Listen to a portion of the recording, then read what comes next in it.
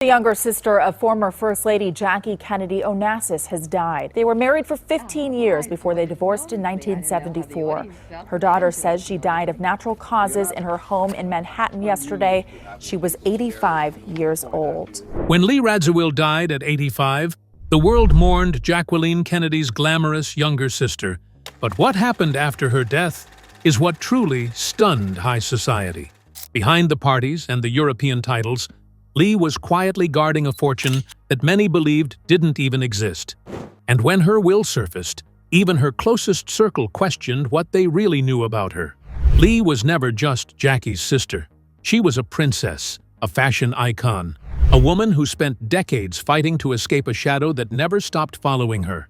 And in her final days, she rewrote her legacy in the most shocking way possible. The death that shocked everyone. When Lee Radziwill passed away at the age of 85, it wasn't just another celebrity death headline. It felt like the final page closing on an entire era of old-world glamour. Lee died quietly in New York City in February 2019, surrounded by a life most people could only dream of. Fifth Avenue, elegance, Paris, apartments, royal titles, and a name that carried power in every elite room on Earth. But here's the thing. Lee Radziwill's death didn't shock people. What shocked people was what came after. For decades, Lee was viewed as the less wealthy sister. The one who had the style, the connections, the charm, but not the massive fortune.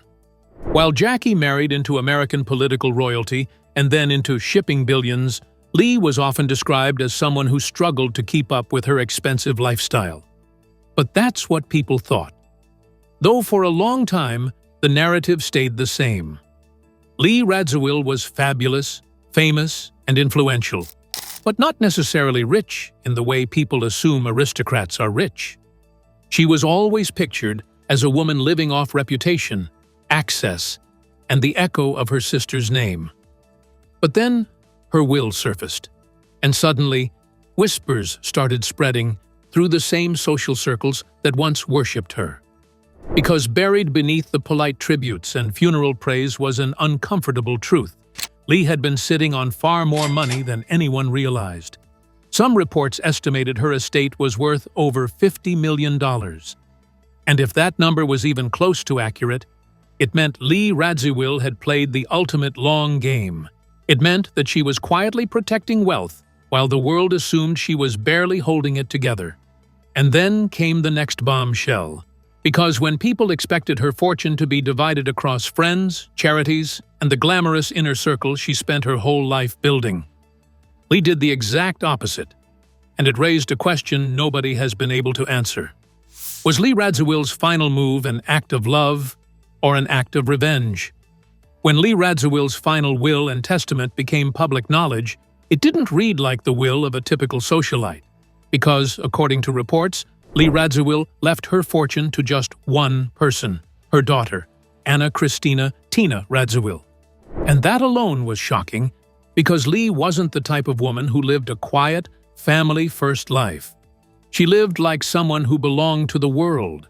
She moved through Europe, New York, and Hollywood like royalty.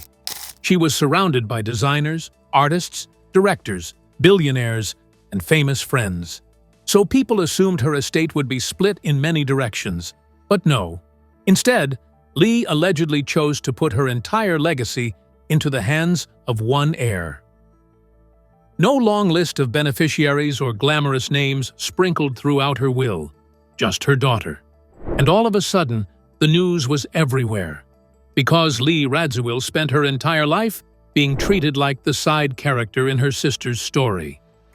Yet in death, she made sure that the attention shifted exactly where she wanted it, right onto her bloodline, with her daughter. The detail no one saw coming. But the deeper people looked into the details, the stranger it got. Because Lee's will reportedly included a very specific and unusual condition. Her daughter would receive 50% of the proceeds from the sale of her estate. And that detail made people pause. Because if Tina were the sole heir, why only half of the proceeds from the sale? What happened to the other half? Was it going to fees, expenses, legal structures, or something else entirely? That's when the suspicion started creeping in, and what came next raised even more eyebrows. Lee Radziwill didn't just leave behind an inheritance, she left behind a system, a carefully structured estate plan, and according to reports, she appointed 2 male friends as the executors of her estate. What's strange is that these men weren't widely known as her closest inner circle confidants. Now here's why this decision comes as a shock. Being the executor isn't just a formality. Executors can control the timeline, oversee the sale of property, manage legal processes, and in many cases, collect major fees so large that it becomes its own inheritance. So, was Tina truly receiving everything, or was she inheriting a complicated empire wrapped in legal red tape? Or was it all because Tina wasn't prepared to deal with such a complex estate? Many believe that Lee didn't want to burden her daughter with the legal mess that comes after a death.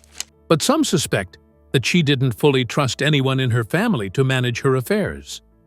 And perhaps the most haunting part of all is that Lee made these choices just months before she died.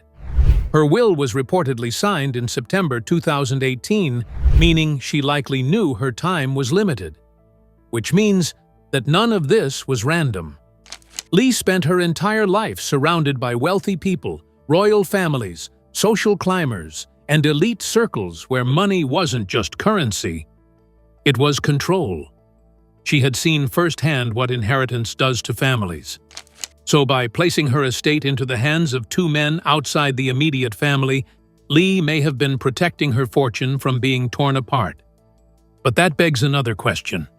If Lee Radziwill really left behind tens of millions of dollars, how did she manage to hide this fortune for so long?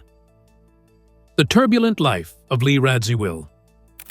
For years, Lee Radziwill had a reputation that didn't match her lifestyle. She lived in Manhattan, had a Paris apartment, was photographed in couture, and was surrounded by billionaires. But behind the scenes, people always wondered how she was keeping up. Because, unlike her sister Jackie, Lee didn't marry into the White House and then into a shipping empire. She wasn't attached to the kind of fortune that could last generations without effort. And that's where Lee's story gets confusing, because on paper, she should have been set for life. After all, she married 3 times, and at least one of those marriages made her an actual princess. Lee's first husband was Michael Temple Canfield, a publishing executive who had the right connections, the right name, and the kind of social standing that seemed like a golden ticket. But even though he came from prestige, that didn't automatically mean long-term wealth. Their marriage didn't last, and it was reportedly clouded by heavy drinking and instability. Then came the marriage that made headlines across the world. Lee wed Prince Stanisław Radziwill, a Polish aristocrat. And just like that, she became Princess Lee Radziwill. But here's what most people don't understand about European nobility: titles don't always equal money. Some aristocratic families are enormously wealthy, but others are essentially living on reputation, history, and inherited prestige. The name is priceless, but the fortune behind it isn't always what people imagine.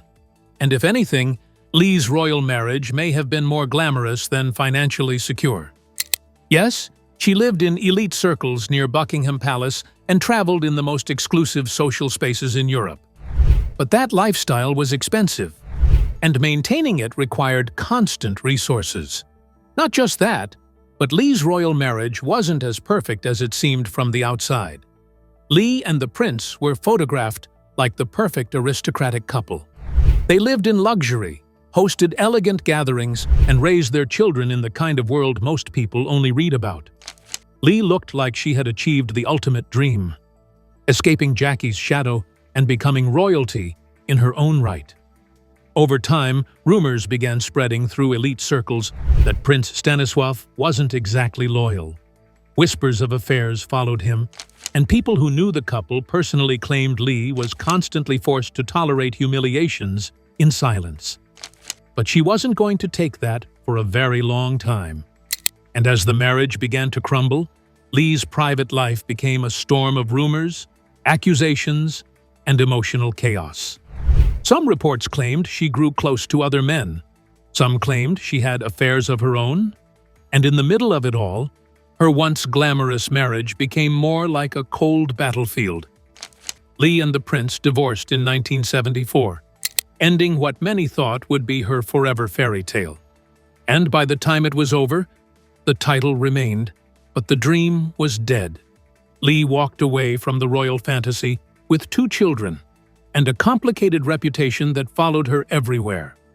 Then came her third marriage to Herbert Ross, a successful Hollywood director.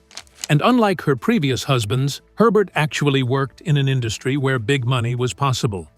He directed major films and had a respected career, meaning Lee had a new source of stability. But even that didn't last. Their marriage ended in divorce too, living in Jackie's shadow.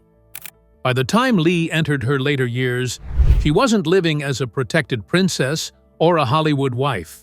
She was living as Lee Radziwill, alone, aging, and still trying to maintain a lifestyle that required millions. And that's why so many people believed she was quietly struggling. There were reports that she downsized, sold off property, and even had to part ways with major assets, like her Paris apartment, just to stay afloat. And those rumors weren't random. They sounded believable because Lee didn't have an obvious financial empire behind her the way Jackie did.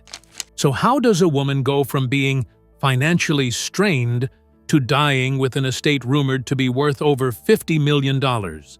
That's where Lee Radziwill becomes fascinating. Because Lee didn't build wealth like a typical celebrity. She wasn't launching makeup brands or selling interviews and cashing in on fame the way modern socialites do.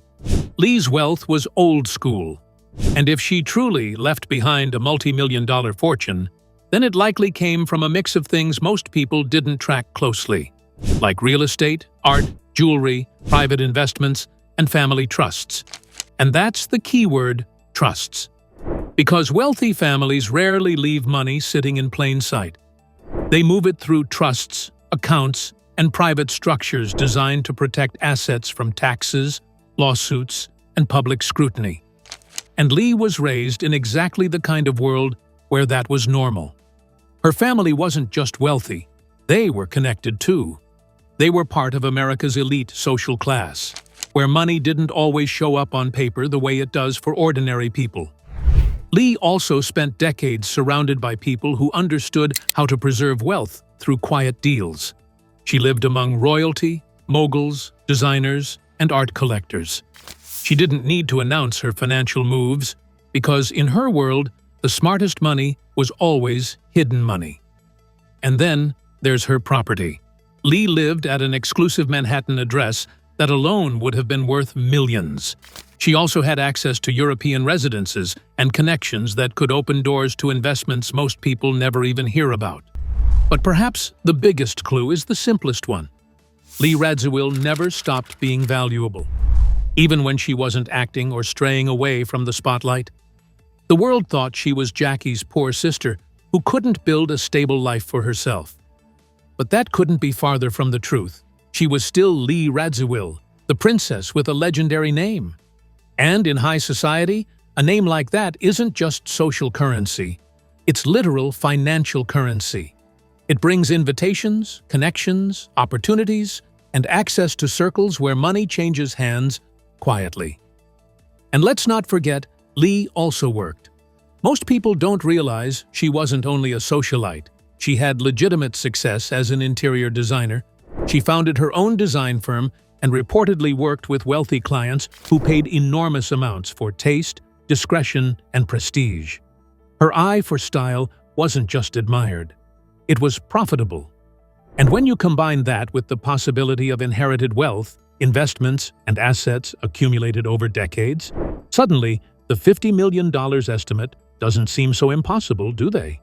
Despite every smart move she made, though, Lee just couldn't stop the comparisons to her sister. Jackie had the kind of presence that swallowed rooms whole. She was the golden daughter, the intellectual, the one their father adored, the one who didn't just marry well. She married into history, and Lee knew it. Even as a child, she could feel it. The attention Jackie got. The praise Jackie earned. The way people looked at Jackie like she was destined for something larger than life, while Lee was treated like the charming second fiddle. But Lee didn't envy Jackie for it. In fact, she loved her sister. When Jackie became First Lady, Lee was one of her closest, most trusted confidants. Some even said Lee was one of the only people Jackie could truly relax around. When President John F. Kennedy was assassinated in 1963, Lee rushed to Jackie's side immediately. While the world watched Jackie hold herself together in public, Lee became her private support system. She stood beside her sister through grief so unimaginable that it nearly destroyed her. And for a moment, their bond looked unbreakable. But grief doesn't always bring people closer. Sometimes it reveals the cracks that were always there. Because after JFK's death, Jackie changed. She became guarded, fearful, and desperate to protect herself and her children. And Lee, who had spent her whole life trying to stay close to Jackie, began to feel the distance growing. The romance that changed everything. However, if Lee's life had a turning point, one moment where everything went from glamorous to bitter, it was her relationship with Greek shipping tycoon Aristotle Onassis. Now, this man wasn't just rich or powerful. He could buy entire worlds. He was surrounded by billionaires, celebrities, politicians, and women who wanted his name as much as they wanted his money. And interestingly enough, Lee and Lee moved in the same circles. According to many rumors, Lee and Aristotle connected romantically, and while neither of them ever confirmed the truth, the consequences of their entanglement were genuinely heartbreaking. In 1963, after Jackie Kennedy suffered one of the most devastating losses of her life, the death of her baby son Patrick, Lee reached out with what seemed like a kind offer. She offered Jackie the opportunity to join her on Onassis's yacht, the famous Christina, to get away from the press and grieve in private. And Jackie accepted. At first, it seemed like a sister helping a sister survive. But what began as comfort quickly turned into something else. Because Jackie didn't just find peace on that yacht, she found Onassis. And Lee watched it happen. Imagine that. A woman who had spent her whole life feeling second to Jackie, suddenly watching her sister step into her world and capture the attention of a man Lee may have believed belonged to her. But this wasn't the first time Jackie had taken the spotlight. It wasn't the first time Jackie had been chosen. It wasn't the first time Lee felt like she was watching her own life get rewritten by her sister's presence. And then, the unimaginable happened.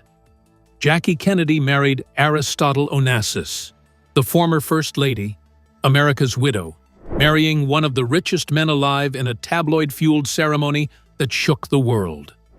And when Jackie became Jackie Onassis, it devastated Lee. And the humiliation of that twist was almost poetic in the cruelest way possible. Lee attended the wedding, but sources and biographers have long suggested that the relationship between the sisters was never the same afterward. They didn't publicly feud or insult each other in interviews. They simply drifted apart and never fully came back. And just when Lee thought it couldn't get worse, another betrayal hit her even closer to home. Because Jackie didn't just take Onassis. She also took something Lee loved more than any man on earth, her daughter. Lee Radziwill may have lived like a princess, but motherhood proved to be her biggest challenge. And her relationship with her daughter, Anna Christina Tina Radziwill, was far more complicated than the polished family photos ever suggested. From the outside, Tina seemed like the perfect extension of Lee's world. Beautiful, well-born, raised among aristocrats, artists, and the most elite social circles in Europe and America. But inside the home, it wasn't always warmth and fairy tales. Tina reportedly struggled deeply with body image and insecurity, and many believe it wasn't because Lee didn't love her. It was because Lee's world was built on appearance. In Lee Radziwill's universe, beauty wasn't just admired. It was survival. And that kind of pressure can crush a child, even when it isn't spoken out loud. Over time, Tina and Lee's relationship became strained. there were whispers of resentment and emotional distance. People claimed that Tina felt misunderstood by a mother who was too consumed by her own pain, her own rivalry, and her own need to prove herself. And then came the moment that truly shattered Lee. Tina reportedly grew closer to her Aunt Jackie than to her own mother. In fact, at one point, it was said that Tina moved out and went to live near Jackie without even properly telling Lee. And if that's true, you can imagine the heartbreak. Lee had already lost her dream of being the main character in her own life. But losing her daughter emotionally, that was something she couldn't ever come to terms with. And this is where Lee's final inheritance decision starts to feel even heavier. Because when she died, she didn't leave her fortune to a wide group of people. She didn't spread it out. She left it to Tina. So, even if their relationship was messy, even if there were years of pain, Tina was still Lee's greatest love, even if she didn't know how to show it. And maybe, in Lee's mind, leaving her fortune to Tina was the one way she could finally say what she struggled to say in life. Lee's worst decision. Before Lee could ever find peace in her family relationships, she made one more decision that would haunt her legacy for decades. Because Lee didn't just trust her secrets with family, she trusted them with the most dangerous man in her social world. A man who turned secrets into weapons. And his name was Truman Capote. In the 1960s and 70s, if you wanted to understand high society, you didn't look at politicians or royalty. You looked at Truman Capote. Because Capote didn't just attend elite parties, he collected elite women like trophies, and he called them his swans. Beautiful, glamorous, untouchable women who represented the highest level of social power. And Lee Radziwill was one of them. To Capote, Lee wasn't just Jackie's sister. She was fascinating. A woman full of envy, elegance, bitterness, charm, and secrets. She was the perfect character in the kind of story Capote loved to tell. And Lee loved him too. Because Capote understood her. He understood what it felt like to be on the outside of greatness. He understood insecurity hidden behind glamour. He understood how painful it was to live near a legend and still feel invisible. And for Lee, Truman wasn't just a friend. He was a confidant, the person she could vent to about Jackie, about Onassis, about the humiliation of always being second. And that was her mistake. Because Truman Capote didn't just listen, he stored information like ammunition. And while Lee believed she was sharing her pain with a trusted friend, Capote was quietly gathering material for what he thought would be his masterpiece, a book that would expose the secrets of the rich and powerful. Capote began releasing pieces of his work that exposed private conversations, humiliating details, and intimate secrets from the very women who had welcomed him into their world. And once those pages surfaced, high society turned on him overnight. The swans who once adored him suddenly saw him for what he truly was. A man who would sell their dignity for a headline. And Lee was trapped in the fallout. Because people began to suspect she had contributed more than anyone else. That she had been one of Capote's main sources. That she had given him the kind of personal insight only a sister could know. And even if she didn't intend to destroy Jackie's image, it didn't matter. The damage was done. Capote became a social outcast, and Lee was left with nothing but regret. Because she didn't just lose a friendship, she also lost control of her narrative. And from that point forward, Lee became more guarded than ever, which almost explains her ambiguous will. The Reinvention. Now, after Capote's betrayal, Lee realized that she had to take her power back. And so she made a decision that shocked everyone.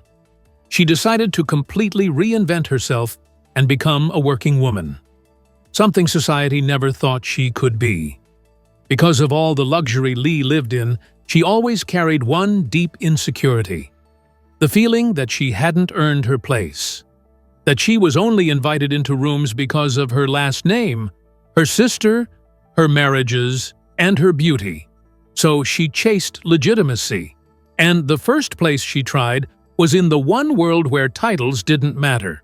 at least not in the way they did in high society. The stage. Lee Radziwill decided she was going to become an actress, and not just as a hobby. She trained seriously, studying at respected drama institutions in London, determined to prove she had talent beyond her name. Because acting offered her something she had never truly experienced before. The chance to become someone else. Someone who wasn't permanently compared to Jacqueline Kennedy. And for Lee, that sounded like freedom. Her biggest moment came when she was cast as Tracy Lord in a stage production of The Philadelphia Story. The role was iconic, glamorous, witty, and it seemed perfect for someone like Lee. The press was fascinated, because suddenly the socialite princess wasn't just attending openings, she was starring in them. And Lee believed this was finally her breakthrough. But what happened next was brutal. The critics didn't just dislike her performance, they destroyed it. Reviewers mocked her, calling her stiff, awkward, and amateurish. Some wrote that her beauty was the only reason she was on stage at all, and the press treated her like a woman trying to buy her way into talent. It wasn't just criticism, it was absolute humiliation. And for Lee Radziwill, who had spent her whole life trying to be taken seriously, it was like being publicly stripped of dignity once again. But she didn't stop. Instead, she pushed forward into television, starring in a remake of the classic film Laura, a project that had Truman Capote's fingerprints all over it. And once again, the reviews were harsh. The public treated her like she was playing pretend. And once again, Lee realized a painful truth. In Hollywood, fame might open the door, but it doesn't make people respect you. So eventually, she stepped away. But here's what makes this chapter of her life so important. Lee didn't fail because she wasn't smart enough. She didn't fail because she wasn't ambitious. She failed because the world had already decided who she was allowed to be. They didn't want Lee Radziwill to succeed as an actress. They wanted her to remain what she had always been, a socialite living in the shadow of her sister. And after that, Lee's bitterness only grew because all of a sudden, she was fighting the entire world's perception of her. And so, she decided to make use of something way more powerful than her acting skills, her impeccable taste.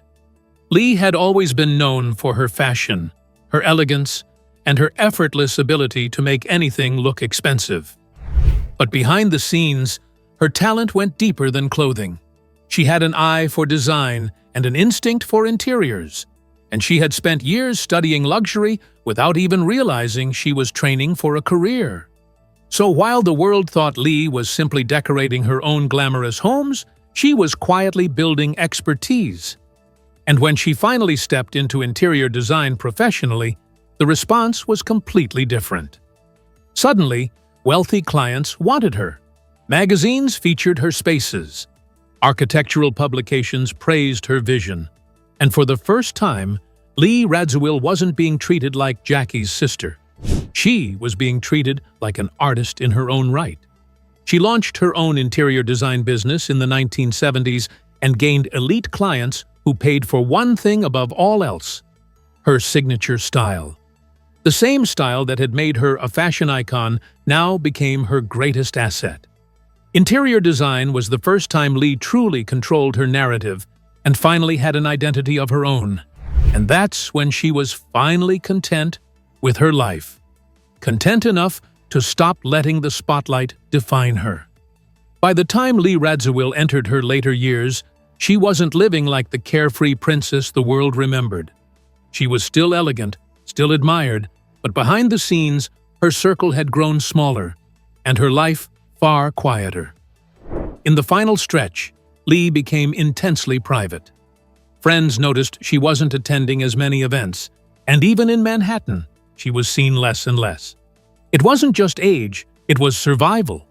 Because Lee had learned that in high society, the moment people sense weakness, they start circling like sharks. And maybe that's how she finally earned the respect of her peers, because when Lee Radziwill died, the world expected a quiet goodbye. But her funeral told a completely different story. Because when Lee was laid to rest, It wasn't just family members who showed up. It wasn't just a few old friends paying their respects. The people who gathered proved something powerful. Lee Radziwill wasn't living off Jackie's name. She had built her own legacy. The service, held in New York City, became a rare gathering of the kind of elite society Lee spent her entire life moving through. Fashion icons, designers, artists, and cultural insiders all came to honor her. It was the type of crowd that doesn't show up for just anyone. These were people who had seen decades of fame, wealth, and influence, and they still considered Lee important enough to mourn publicly. Names connected to fashion and culture were reportedly present, including major figures from the industry who had admired Lee for years. And that made sense, because Lee wasn't simply stylish. She was considered a blueprint, a woman whose taste influenced generations of designers and editors, even if the public never realized it. And then there was the presence of the Kennedys, because no matter how complicated Lee's relationship with Jackie had become, her sister's legacy still followed her even in death. The connection was impossible to erase. But what stood out most that day was this: Lee wasn't treated like an afterthought, and that was all she ever wanted. Lee Radziwill's life has been a complicated journey of ups and downs. What do you think of her will? Let us know in the comments. Thanks for watching.